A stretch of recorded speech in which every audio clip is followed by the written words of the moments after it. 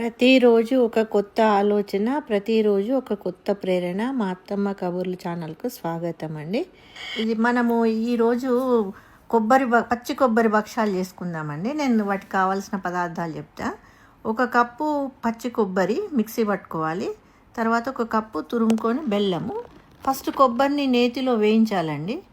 కొంచెం వేగిన తర్వాత మనము మళ్ళీ బెల్లంను దాంట్లో వేసి కొంచెం పాకంలాగా వస్తే ఉండ గట్టి ఉంటుంది. అప్పుడు మంచి భక్ష్యంలో నుంచి ఊడిపోదు. తర్వాత గోధుమ పిండి కానీ మైదా మీ ఇష్టం ఏదైనా కలుపుకొని దాన్ని పూర్ణం చేసి పూరీలాగా వేసి పూర్ణం అందులో పెట్టి నెయ్యి వేసి కాల్చుకుంటే బాగుంటుందండి.